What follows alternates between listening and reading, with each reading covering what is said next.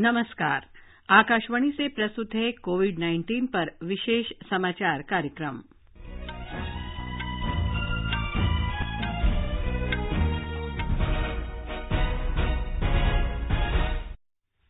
प्रधानमंत्री नरेंद्र मोदी आज राष्ट्रीय पंचायती राज दिवस पर ग्राम पंचायतों को संबोधित करेंगे। सरकार ने कहा कि कोविड-19 के परीक्षण, उपचार और मृत्यु दर कम करने पर ध्यान केंद्रित किया जा रहा है। देश के 78 जिलों में पिछले 14 दिन में कोविड-19 संक्रमण का कोई नया मामला नहीं। मरीजों के स्वस्थ होने की दर लगभग 20%। सूक्ष्म, लघु और मध्यम उद्यमिता मंत्री नितिन गडकरी ने उद्योगों से कार्यस्थलों पर कामगारों के आश्रय और भोजन की व्यवस्था करने को कहा। निवारक उपायों और व्यापारिक गतिविधियों पर जोर देने की भी अपील की। भारत ने कोरोना के खिलाफ संयुक्त अभियान में ज्ञान, विशेषज्ञता और श्रेष्ठ कार्य साझा करने की प्रतिबद्धता दोहराई। उत्तर प्रदेश में सामुदायिक रेडियो कोविड-19 के खिलाफ संघर्ष में महत्वपूर्ण भूमिका निभा रहे हैं और त्रिपुरा देश में कोरोना मुक्त तीसरा राज्य बना।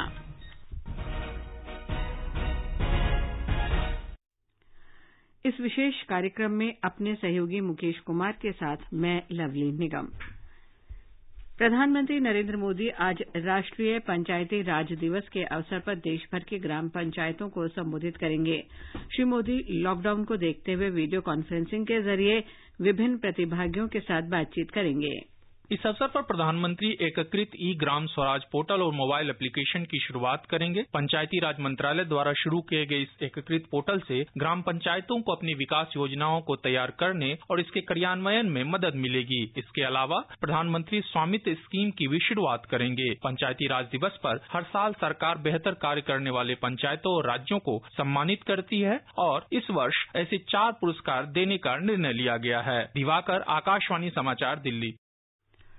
निचले स्तर पर सत्ता के विकेंद्रीकरण के लिए संविधान के 73वें संशोधन अधिनियम 1992 के जरिए 24 अप्रैल 1993 में पंचायती राज की स्थापना की गई थी। केंद्र सरकार ने कहा है कि पिछले 1 महीने में कोविड-19 परीक्षण में लगातार वृद्धि हुई है और अब तक 5 लाख से अधिक लोगों की जांच की जा चुकी है। पिछले 1 महीने के दौरान कोरोना संक्रमण के उपचार के लिए विशेष अस्पतालों की संख्या में 3.5 गुना और आइसोलेशन बेड में 3.5 गुना से भी अधिक की वृद्धि हुई है। अस्पताल, आइसोलेशन और क्वारंटीन केंद्र, निगरानी और परीक्षण सुविधाओं की उपलब्धता में समन्वय के लिए गठित अधिकार प्राप्त समूह के अध्यक्ष ने कल शाम संवाददाताओं को ये जानकारी दी। उन्होंने कहा कि विशेष कोविड अस्पतालों और स्वास्थ्य देखभाल केंद्रों की संख्या लगातार बढ़ी है और अब तक देश में 3,777 विशेष कोविड केंद्र कार्यरत हैं। आइसोलेशन बेड की संख्या 1,94,000 से अधिक है। We have been able to consistently ramp up our testing. We have been able to utilize this time gainfully for preparing ourselves for the future. If the virus spreads further, whatever is required to be done, we will need to do. So there has been a lot of action during these 30 days. स्वास्थ्य मंत्रालय के प्रवक्ता ने बताया कि देश में कोविड-19 से उपचार के बाद स्वस्थ होने वालों की संख्या में लगभग 20% की वृद्धि हुई है। अब तक 4,325 लोग उपचार के बाद स्वस्थ हुए हैं। देश में पिछले 24 घंटे में 1,229 लोग संक्रमित पाए गए हैं। संक्रमित लोगों की कुल संख्या 21,700 हो गई है, जबकि 686 की इस महामारी से मौत हुई है। उन्होंने बताया कि देश के 78 जिलों में पिछले 14 दिन के दौरान कोई नया संक्रमण का मामला नहीं मिला है और 12 जिलों में पिछले 28 दिन में किसी भी व्यक्ति के संक्रमित होने की खबर नहीं है। 4 जिले थे जहां पर कोई केस नहीं आए थे, अब वह संख्या बढ़कर 12 हो चुकी है। 8 नए जिले ऐड हुए हैं। इसके साथ ही देश में 78 ऐसे डिस्ट्रिक्ट्स हैं जहां पर पिछले 14 दिनों से कोई केस नहीं आया है। हमें हर संभव मिलकर यही कोशिश करनी है कि ऐसे जिलों की संख्या निरंतर बढ़ती रहे। गृह मंत्रालय की प्रवक्ता ने लॉकडाउन के दौरान सरकार द्वारा घोषित रियायतों की जानकारी दी। उन्होंने कहा कि केंद्र ने राज्यों से स्पष्ट कर दिया है कि शहरी क्षेत्रों में वरिष्ठ नागरिकों की देखभाल करने वालों, प्रीपेड मोबाइल रिचार्ज केंद्र और खाद्य प्रसंस्करण इकाइयों को लॉकडाउन प्रतिबंधों से छूट दी गई है। गृह मंत्रालय के अधिकारी ने कहा कि राज्य दिशा निर्देशों के अनुसार उन क्षेत्रों में वाणिज्यिक गतिविधियों को बढ़ावा दे रहे हैं जो संक्रमणग्रस्त नहीं हैं। लॉकडाउन के एनफोर्समेंट देश में कुछ घटनाओं को छोड़ अधिकांश स्थानों पर संतोषजनक चल रहा है। आर्थिक गतिविधियों में खासकर ग्रामीण क्षेत्रों में प्रगति हो रही है। 22 अप्रैल तक मनरेगा के तहत 1.5 करोड़ से अधिक श्रम दिवस अर्जित हुए हैं। जो क्षेत्र हॉटस्पॉट या कंटेनमेंट जोन में नहीं है, वहां गृह मंत्रालय के निर्देशानुसार राज्य सरकारें औद्योगिक इकाइयों को सुव्यवस्थित तरीके से शुरू करवाने में लगी हुई हैं। भारतीय आयुर्विज्ञान अनुसंधान परिषद के महानिदेशक ने बताया कि देश में 325 प्रयोगशालाएं कोविड-19 का परीक्षण कर रही हैं। उन्होंने बताया कि केंद्र सरकार परीक्षण प्रयोगशालाओं में आवश्यक सुविधाएं समय से उपलब्ध कराने के लिए राज्यों के साथ मिलकर काम कर रही हैं। हम लोग का काफी स्टेबल चल रहा है और जैसे कि बताया है कि 4.5% पॉजिटिविटी आ रही है, वही बिल्कुल स्ट्रेट टी टाइप की लाइन चल रही है। तो आप इसको ये भी कह सकते हैं कि हम लोग कर्व को फ्लैटन कर पाए हैं। केंद्रीय स्वास्थ्य मंत्री डॉक्टर हर्षवर्धन ने कहा है कि कोविड-19 के प्रकोप से उत्पन्न स्थिति से निपटने में भारत की रणनीति सक्रिय और एहतियाती उपाय करने की रही है। उन्होंने कोरोना वायरस की रोकथाम के उपायों पर विश्व स्वास्थ्य संगठन के सदस्य देशों के स्वास्थ्य मंत्रियों के साथ वर्चुअल संवाद सत्र में भाग लेते हुए ये बात कही। डॉक्टर हर्षवर्धन ने कहा कि विश्व में कोविड-19 पर मौजूदा स्थिति चिंताजनक है और संक्रमित लोगों की संख्या कम करने के लिए विशेष उपायों की जरूरत है। उन्होंने स्वास्थ्य अधिकारियों को प्रोत्साहित करते हुए कहा कि ये बैठक कठिन समय में हो रही है और कोविड-19 को समाप्त करने के लिए हमें अपनी सर्वोत्तम प्रक्रियाओं को साझा कर एक साथ काम करना होगा।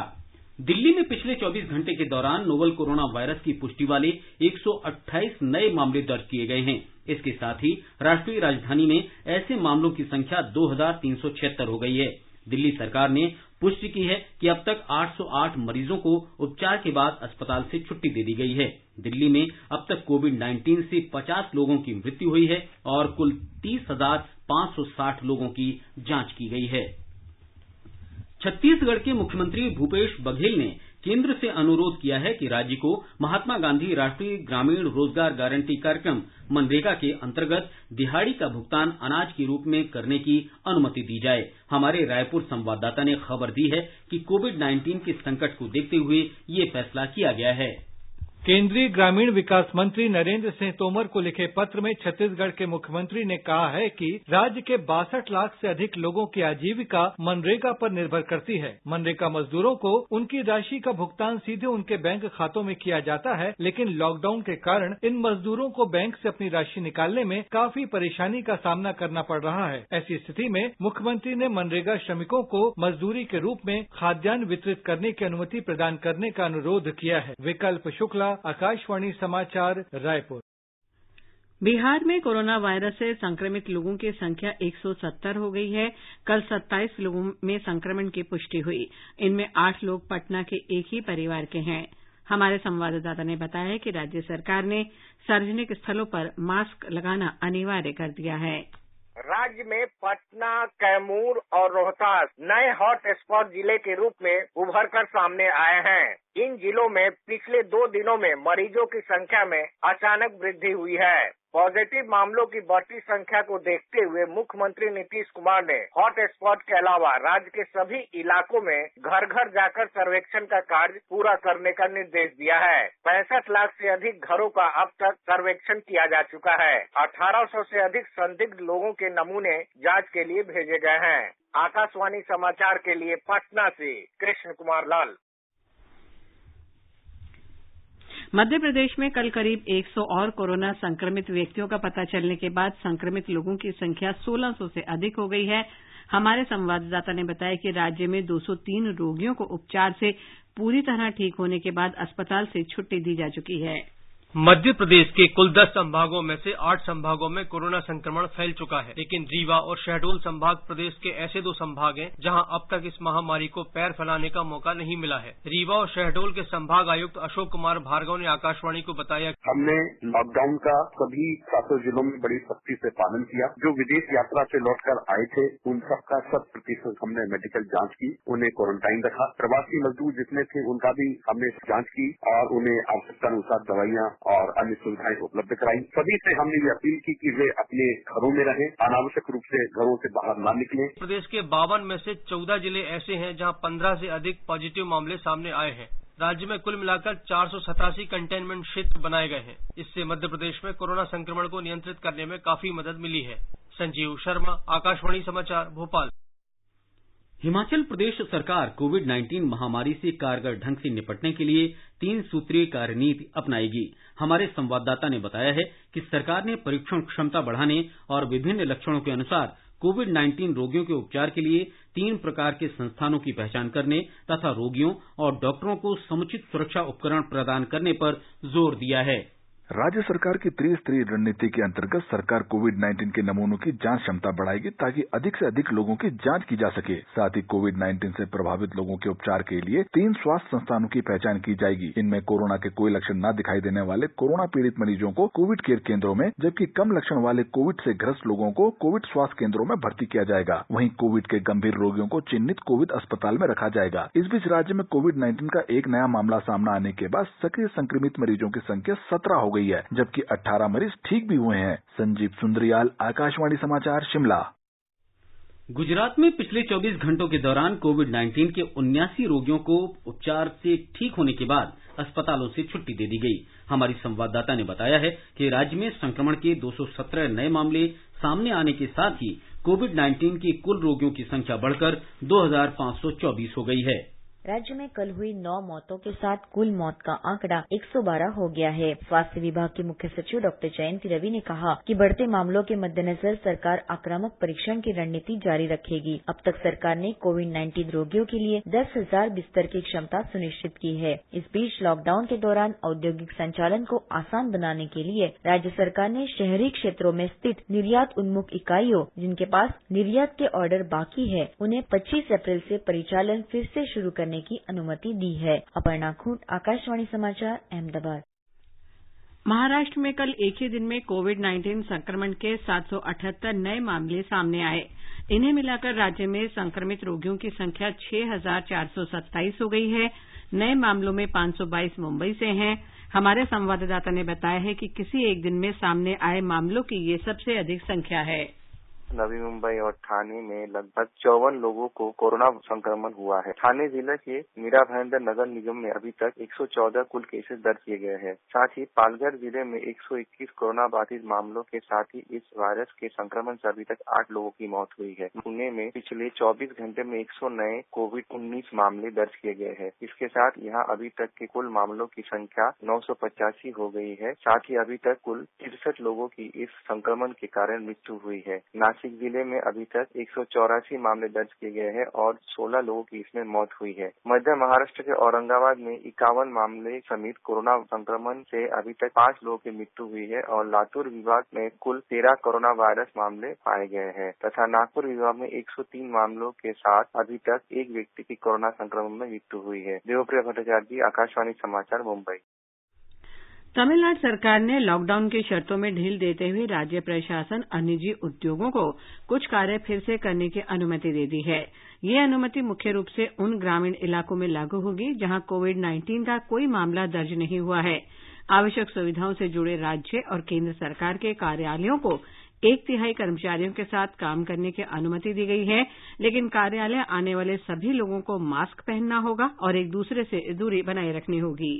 आकाशवाणी का समाचार सेवा प्रभाग विशेषज्ञों की सलाह श्रृंखला में कोविड-19 के बारे में वरिष्ठ चिकित्सकों का परामर्श प्रसारित कर रहा है। अखिल भारतीय आयुर्विज्ञान संस्थान के निदेशक डॉक्टर रणदीप गुलिया ने बताया कि कोविड-19 रोगियों को कई चुनौतियों और सामाजिक भेदभाव का सामना करना पड़ रहा है, जो उचित नहीं है। उन्होंने कहा कि ऐसे संक्रमित व्यक्तियों तक पहुंचने की जरूरत है जो इस भेदभाव के भय से संक्रमण की जानकारी नहीं दे रहे हैं और अपने जीवन को खतरे में डाल रहे हैं। Because of the stigma that is happening, many patients who have COVID-19 or have flu-like symptoms are not coming forward, not coming to healthcare facilities. And because of that, they are coming very late when they are really very breathless, and this is leading to higher mortality. Many of these patients can be saved by just one treatment, and that is by giving them oxygen. So therefore, it's important that we reach out to these patients who are right now scared to come out because of the panic and the stigma that we have attached. Akashvani का समाचार सेवा प्रभाग आज अपने हिंदी और अंग्रेजी में phone in कार्यक्रम में कोविड-19 पर विशेष परिचर्चा प्रसारित करेगा। श्रोता टोल फ्री नंबर 1800-115767 पर कॉल कर विशेषज्ञों से सवाल पूछ सकते हैं। नंबर एक बार फिर सुन लें, 1800-115767। टेलीफोन नंबर 011-2331-4444 पर भी प्रश्न पूछे जा सकते हैं। Twitter handle @AIR News Alerts पर #AskAIR का इस्तेमाल करते हुए भी सवाल पोस्ट किए जा सकते हैं। ये विशेष कार्यक्रम आज रात 9:25 से FM गोल्ड और अतिरिक्त मीटरों पर सुना जा सकता है। ये समाचार आकाशवाणी से प्रसारित किए जा रहे हैं।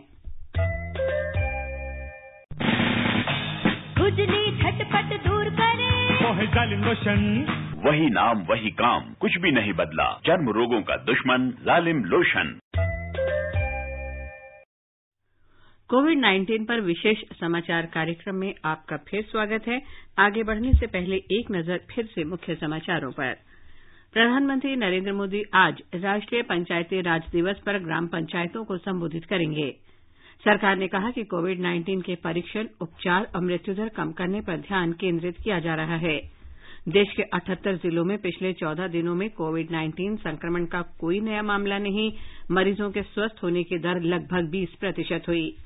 सूक्ष्म, लघु और मध्यम उद्यमिता मंत्री नितिन गडकरी ने उद्योगों से कार्यस्थलों पर कामगारों के आश्रय और भोजन की व्यवस्था करने को कहा। निवारक उपायों और व्यापारिक गतिविधियों पर जोर देने की अपील की। भारत ने कोरोना के खिलाफ संयुक्त अभियान में ज्ञान, विशेषज्ञता और श्रेष्ठ कार्य साझा करने की प्रतिबद्धता दोहराई। उत्तर प्रदेश में सामुदायिक रेडियो कोविड-19 के खिलाफ संघर्ष में महत्वपूर्ण भूमिका निभा रहा है और त्रिपुरा देश में कोरोना मुक्त तीसरा राज्य बना। सूक्ष्म, लघु और मध्यम उद्यम मंत्री नितिन गडकरी ने कल भारतीय वाणिज्य परिसंघ, विभिन्न उद्यम, मीडिया और अन्य पक्षों से भारत में कोविड-19 की चुनौतियां और नए अवसर विषय पर बातचीत की। वीडियो कॉन्फ्रेंस से हुई बैठक में श्री गडकरी ने उद्योगों से कोविड-19 का फैलाव रोकने के आवश्यक उपाय करने को कहा। उन्होंने कार्यालय और व्यावसायिक गतिविधियां शुरू होने पर व्यक्तिगत सुरक्षा उपकरण के उपयोग और सुरक्षित दूरी बनाए रखने पर बल दिया। श्री गडकरी ने कहा कि उद्योगों को कामगारों के लिए कार्यस्थल पर रहने की व्यवस्था और भोजन का प्रबंध करना चाहिए तथा व्यावसायिक गतिविधियों के साथ साथ एहतियाती उपायों पर भी ध्यान देना चाहिए। उन्होंने बताया कि राजमार्ग और बंदरगाहों ने काम शुरू कर दिया है और समय के साथ संचालन गतिविधियां सामान्य हो जाएंगी। केंद्रीय मंत्री ने सूक्ष्म, लघु और मध्यम उद्यम क्षेत्र को फिर पटरी पर लाने के लिए निर्यात बढ़ाने पर विशेष ध्यान देने को कहा। उन्होंने कहा कि बिजली और अन्य साजो सामान की लागत में कमी लाना और उत्पादन लागत को वैश्विक बाजार में प्रतिस्पर्धी बनाया जाना आवश्यक है। उन्होंने उद्यमों से प्रौद्योगिकी के समुचित उपयोग की अपील करते हुए कहा कि अनुसंधान, नवाचार और गुणवत्ता सुधार औद्योगिक विकास में बड़ी भूमिका निभाएंगे। भारत ने कोविड-19 के खिलाफ संयुक्त संघर्ष में जानकारी, विशेषज्ञता और अनुभव साझा करने की प्रतिबद्धता दोहराई है। भारत ने कल वीडियो कॉन्फ्रेंस के जरिए सार्क देशों के स्वास्थ्य मंत्रियों की बैठक में भाग लिया। पाकिस्तान की मेजबानी में इस बैठक का आयोजन कोरोना महामारी से निपटने में क्षेत्रीय सहयोग बढ़ाने के लिए किया गया था। स्वास्थ्य सेवा महानिदेशक ने सम्मेलन में भारत का प्रतिनिधित्व किया। अखिल भारतीय आयुर्विज्ञान संस्थान एम्स और भारतीय आयुर्विज्ञान अनुसंधान परिषद ICMR के विशेषज्ञ भी बैठक में शामिल थे। सभी सार्क देश कोरोना महामारी का प्रतिकूल सामाजिक और आर्थिक असर झेल रहे हैं। वीडियो कॉन्फ्रेंस के दौरान भारतीय पक्ष ने अन्य देशों को महामारी से निपटने के लिए दवा और वैक्सीन पर अनुसंधान सहित औषधि और आवश्यक सामग्री का उत्पादन बढ़ाने के प्रयासों की जानकारी दी। भारत ने लोगों तक अधिक से अधिक पहुंच के लिए मोबाइल ऐप आरोग्य सेतु जैसे नवाचारी प्रौद्योगिकी के सफल उपयोग का भी उल्लेख किया। एक महीना पहले ही प्रधानमंत्री नरेंद्र मोदी ने कोरोना वायरस संक्रमण के बढ़ते खतरे के बीच वीडियो कॉन्फ्रेंस के जरिए सार्क नेताओं को एकजुट किया था। उत्तर प्रदेश में कई सामुदायिक रेडियो केंद्र कोविड-19 के खिलाफ लड़ाई में स्थानीय लोगों को महत्वपूर्ण सहायता पहुंचा रहे हैं। हमारे संवाददाता ने बताया है कि राज्य के दूर दराज के इलाकों में सामुदायिक रेडियो कोविड-19 महामारी के बारे में लोगों को जागरूक करने वाले कार्यक्रमों का प्रसारण कर रहे हैं। उत्तर प्रदेश के दूर दराज के इलाकों में चल रहे सामुदायिक रेडियो आजकल अपने कार्यक्रमों के माध्यम से कोविड-19 के बारे में आम लोगों तक जागरूकता भरे संदेश पहुंचाने का काम कर रहे हैं। प्रदेश के पूर्वांचल इलाके के बस्ती जिले में चलने वाले ऐसे ही एक सामुदायिक रेडियो किसान कम्युनिटी रेडियो के स्टेशन मैनेजर ने आकाशवाणी को बताया कि वो आजकल अपने श्रोताओं को कोरोना वायरस से जुड़ी जानकारी लगातार देने के साथ ही आरोग्य सेतु ऐप डाउनलोड करने की भी अपील कर रहे हैं। एक अन्य सामुदायिक रेडियो बदायूं से भी दूसरे मनोरंजक कार्यक्रमों के साथ ही कोरोना से जुड़े कार्यक्रमों का प्रसारण किया जा रहा है। सूचना और प्रसारण मंत्रालय के अनुसार प्रदेश में इस समय लगभग 40 सामुदायिक रेडियो स्टेशन चल रहे हैं और लॉकडाउन के समय में कोरोना से जुड़ी सूचनाएं आम लोगों तक पहुंचाने में ये काफी अहम रोल अदा कर रहे हैं। सुशील चंद्र तिवारी, आकाशवाणी समाचार, लखनऊ। पूर्वोत्तर में त्रिपुरा कोरोना संक्रमण से मुक्त दूसरा राज्य और देश का तीसरा राज्य बन गया है। राज्य में कोविड-19 के दूसरे रोगी का नमूना लगातार 3 बार परीक्षण में नेगेटिव आया। पहले संक्रमित व्यक्ति को उपचार के बाद 7 दिन पहले अस्पताल से छुट्टी दे दी गई थी। इससे पहले पूर्वोत्तर में मणिपुर को कोरोना मुक्त घोषित किया जा चुका है। मुख्यमंत्री बिप्लब कुमार देब ने एक ट्वीट में चिकित्सकों, स्वास्थ्यकर्मियों, सभी कोरोना योद्धाओं और लोगों को त्रिपुरा को कोरोना मुक्त बनाने में सहयोग के लिए धन्यवाद दिया। स्वास्थ्य मंत्रालय की रिपोर्ट के अनुसार राज्य में अभी 338 लोग पृथक निगरानी में हैं। 4038 लोगों के नमूने लिए गए हैं। 3512 की जांच रिपोर्ट नेगेटिव आई है और अन्य की रिपोर्ट अभी आनी बाकी है। कोविड-19 महामारी से लड़ाई में आवश्यक चिकित्सा उपकरण उपलब्ध कराने में विदेश मंत्रालय महत्वपूर्ण भूमिका निभा रहा है। अधिकारियों ने बताया कि विदेशों में भारतीय दूतावासों के सक्रिय प्रयासों के कारण आगामी सप्ताहों में जांच किट, व्यक्तिगत प्रतिरक्षा उपकरण और मास्क खरीदे जाएंगे। विदेश मंत्रालय के प्रवक्ता अनुराग श्रीवास्तव ने बताया कि तेज गति से काम करने वाली 6 बड़ी मशीनें अमेरिका के रूस से लाई जा रही हैं और भारत में अनुसंधान और विकास प्रयोगशालाएं इजरायल और जर्मनी की प्रयोगशालाओं के साथ निरंतर संपर्क में हैं। श्रीवास्तव ने बताया कि विदेश मंत्रालय ने कोविड-19 से संबंधित नियंत्रण कक्ष बनाया है जो 16 मार्च से दिन रात काम कर रहा है। सरकार ने कहा है कि लॉकडाउन की अवधि में लाइफलाइन उड़ान के अंतर्गत 339 उड़ानों के जरिए 587 टन चिकित्सा साजो सामान गंतव्य तक पहुंचाया गया। इनमें से 204 उड़ानें एयर एशिया और अलायंस एयर द्वारा संचालित की गईं। नागर विमानन मंत्रालय ने कल बताया कि कोविड-19 के खिलाफ देश की लड़ाई में योगदान के लिए दूर दराज के हिस्सों में आवश्यक चिकित्सा सामान पहुंचाने के लिए लाइफलाइन उड़ान कार्यक्रम के तहत विमान सेवाएं संचालित की जा रही हैं। मंत्रालय के अनुसार पूर्वोत्तर क्षेत्र, द्वीप प्रदेशों और पर्वतीय राज्यों पर विशेष ध्यान केंद्रित किया जा रहा है। महाराष्ट्र पुलिस के पूर्व महानिदेशक डी शिवानंदन के संचालन में एक सामाजिक संगठन पूर्णबंदी के दौरान मुंबई शहर में लगभग 35,000 गरीब और जरूरतमंद लोगों को भोजन प्रदान कर रहा है। ये संगठन नागपुर में भी लगभग 2,500 लोगों को भोजन उपलब्ध करा रहा है।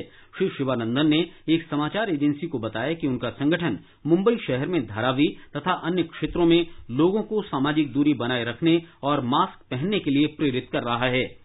असम में कछार जिला प्रशासन ने कल जरूरतमंद लोगों को घर पर ही आवश्यक दवाइयां पहुंचाने का काम शुरू किया है। राष्ट्रीय स्वास्थ्य मिशन के जिला मीडिया विशेषज्ञ ने बताया कि इसके लिए कोई शुल्क नहीं देना होगा। जरूरतमंद लोग हेल्पलाइन नंबर 104 या जिला कोविड-19 नियंत्रण कक्ष को फोन कर सकते हैं। अस्पतालों को आवश्यक दवाओं की सूची में शामिल और जिले में उपलब्ध दवाएं लोगों को उसी दिन उपलब्ध कराई जाएंगी, जबकि जिले में अनुपलब्ध दवा गुवाहाटी से खरीदकर 48 घंटे के भीतर वितरित की जाएंगी। दिल्ली जामा मस्जिद के शाही इमाम सैयद अहमद बुखारी ने कहा है कि इस समय पूरी मानव जाति कोरोना वायरस की चुनौती का सामना कर रही है और लोगों को इसके खिलाफ संघर्ष में सरकार को सहयोग देना चाहिए। उन्होंने कहा कि लोगों का एक जगह इकट्ठा होना उनके परिवार और समाज के लिए घातक हो सकता है। कोरोना वायरस के हवाले से जो हिदायत मुसलसल आ रही है, अगर हम इस पर पूरी तरह अमल करें तो इस वायरस को जल्द खत्म करने में हम कामयाब हो सकते हैं। रमजान का मुबारक महीना शुरू होने वाला है और रमजान मुबारक के ताल्लुक से उलमा की शरई राय मुल्क के सामने आ चुकी है कि 5 वक्ता नमाजें और तरावी घरों में ही पढ़नी है और सोशल डिस्टेंसिंग बनाए रखना निहायत जरूरी है। एक दूसरे से दूरी और दीगर हिदायत पर अमल करके हम अपने आप को, अपने खानदान और समाज को इस मौलिक बीमारी से बचा सकते हैं। सऊदी अरब में रमजान का चांद दिख गया है। सऊदी सुप्रीम कोर्ट के हवाले से सऊदी प्रेस एजेंसी के अरबी ट्विटर हैंडल पर आधिकारिक घोषणा की गई है कि रमजान का पवित्र महीना आज से शुरू हो गया है।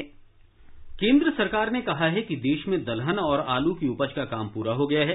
सरकार ने बताया कि देश में मौजूदा 2587 मुख्य कृषि बाजारों में से 1091 बाजार पूर्णबंदी शुरू होने के बाद से 26 मार्च तक काम कर रहे थे। 21 अप्रैल तक कामकाजी कृषि बाजारों की संख्या बढ़कर 2069 हो गई थी। कृषि मंत्रालय ने बताया है कि वो पूर्णबंदी के दौरान किसानों और कृषि गतिविधियों को सक्रिय रखने के लिए अनेक उपाय कर रहा है। 2020 के रबी मौसम में 20 राज्यों में न्यूनतम समर्थन मूल्य पर दलहन और तिलहन की खरीद का काम प्रगति पर है। हमारे संवाददाता ने बताया है कि गेहूं की खेती वाले प्रमुख राज्यों में गेहूं की कटाई भी जोरों पर है। मध्य प्रदेश में लगभग 99% गेहूं की फसल की कटाई हो चुकी है। वहीं राजस्थान में 90%, उत्तर प्रदेश में 78%, हरियाणा में 45%, पंजाब में 40% और अन्य राज्यों में करीब 84% गेहूं की कटाई हुई है। वहीं रबी प्याज की कटाई लघु किसान इकाइयों के क्षेत्र में लगभग पूरी हो चुकी है, जबकि बड़े किसान भूखंडों में कटाई जारी है। कृषि मंत्रालय के अनुसार गन्ने की कटाई महाराष्ट्र, कर्नाटक, गुजरात, आंध्र प्रदेश, तेलंगाना और पंजाब में पूरी हो चुकी है। वहीं तमिलनाडु, बिहार, हरियाणा और उत्तराखंड में गन्ने की कटाई लगभग पूरी होने वाली है, जबकि उत्तर प्रदेश में लगभग 85% गन्ने की कटाई हो चुकी है। दीपेंद्र कुमार, आकाशवाणी समाचार। ओडिशा में 3 जिलों बालेश्वर, भद्रक और जयपुर में 60 घंटे के लिए पूर्णबंदी लागू की गई। हमारे संवाददाता ने खबर दी है कि इन जिलों में पिछले 5 दिनों में कोविड-19 के 28 मामले सामने आने को देखते हुए राज्य सरकार ने कल रात पूर्णबंदी लागू की। मोहाली में जैव प्रौद्योगिकी, नवाचार और अनुप्रयुक्त जैव प्रसंस्करण केंद्र कई अनुसंधान परियोजनाएं शुरू करेगा। इन परियोजनाओं का उद्देश्य कोविड-19 की रोकथाम, निदान या उपचार में उपयोगी घटकों का उत्पादन है। भारत ने अमेरिका में कोरोना वायरस के प्रकोप के मद्देनजर अस्थायी तौर पर 60 दिन तक आवर्जन निलंबित करने के राष्ट्रपति डोनाल्ड ट्रंप के कार्यकारी आदेश पर विचार किया है। सरकारी सूत्रों ने आशा व्यक्त की है कि दोनों देशों के बीच रिश्तों का आधार लोगों के बीच संपर्क जारी रहेगा। राष्ट्रपति ट्रंप ने अमेरिका में आवर्जन अस्थायी रूप से रोकने के लिए एक कार्यकारी आदेश पर हस्ताक्षर किए हैं। इस आदेश की 60 दिन बाद समीक्षा की जाएगी। ये समाचार हमारी वेबसाइट news-on-air-hindi/hindi पर भी उपलब्ध हैं। और मुकेश, अब एक नजर डालते हैं आज के समाचार पत्रों की सुर्खियों पर। जी हां, सबसे पहले कोविड-19 पर बने अधिकार प्राप्त समूह का ये कहना कि कोरोना को रोकने के लिए देश अब तक कामयाब, अमर उजाला में प्रमुखता से है। हिन्दुस्तान ने केंद्रीय स्वास्थ्य मंत्री के इस बयान को दिया है कि कोरोना कुछ हफ्ते में काबू होने की उम्मीद। नवभारत टाइम्स की सुर्खी है, लॉकडाउन बन गया स्पीड ब्रेकर, नहीं बढ़ी नए केस आने की दर। दैनिक भास्कर ने कोरोना से जंग शीर्षक से पहली खबर दी है, आर्थिक बोझ घटाने के लिए केंद्र सरकार के 2 बड़े फैसले। केंद्रीय कर्मियों और पेंशनरों का डीए 1.5 साल तक नहीं बढ़ेगा और नए रक्षा सौदों पर रोक लगाई गई। राजस्थान पत्रिका की सुर्खी है, अच्छी खबर, 12 जिलों में 28 तो 78 जिलों में 14 दिन से नहीं मिला कोरोना का कोई नया केस। आईआईटी की सबसे सस्ती किट को मंजूरी, 300 रुपए में होगी जांच, हिन्दुस्तान की पहली खबर है। पत्र आगे लिखता है कि इसे आईसीएमआर की लैब से भी मंजूरी मिल गई है। उधर अमर उजाला की खबर है, ऑक्सफोर्ड में टीके का इंसान पर परीक्षण शुरू, सफल होने की संभावना 80%। स्वास्थ्य कर्मियों पर हमले में कठोर अध्यादेश लागू, जनसत्ता सहित सभी अखबारों में है। पत्र ने लिखा है, महामारी रोग संशोधन अध्यादेश बुधवार आधी रात से लागू। उत्तर भारत में वायु प्रदूषण 20 साल में सबसे निचले स्तर पर, अमरीकी स्पेस एजेंसी नासा का ये अध्ययन दैनिक भास्कर सहित अधिकतर अखबारों में है। पत्र ने आगे लिखा है कि नासा ने पिछले 3 साल की तस्वीरों से तुलना की, हवा में मौजूद छोटे ठोस और तरल कण गायब हुए। नवभारत टाइम्स ने महान बल्लेबाज सचिन तेंदुलकर के इन शब्दों को प्रमुखता से दिया है कि 2007 के विश्व कप के दौरान हम निराश थे, 2011 में कप जीता और अब कोरोना से जीतेंगे। और अंत में मुख्य समाचार एक बार फिर। प्रधानमंत्री नरेंद्र मोदी आज राष्ट्रीय पंचायत राज दिवस पर ग्राम पंचायतों को संबोधित करेंगे। सरकार ने कहा, कोविड-19 के परीक्षण, उपचार और मृत्यु दर कम करने पर ध्यान केंद्रित किया जा रहा है। देश के 78 जिलों में पिछले 14 दिन में कोविड-19 संक्रमण का कोई नया मामला नहीं, मरीजों के स्वस्थ होने की दर लगभग 20%। सूक्ष्म, लघु और मध्यम उद्यमिता मंत्री नितिन गडकरी ने उद्योगों से कार्यस्थलों पर कामगारों के आश्रय और भोजन की व्यवस्था करने को कहा। निवारक उपायों और व्यापारिक गतिविधियों पर जोर देने की भी अपील की। भारत ने कोरोना के खिलाफ संयुक्त अभियान में ज्ञान, विशेषज्ञता और श्रेष्ठ कार्य साझा करने की प्रतिबद्धता दोहराई। इसके साथ ही कोविड-19 पर विशेष समाचार कार्यक्रम का ये अंक समाप्त हुआ। नमस्कार।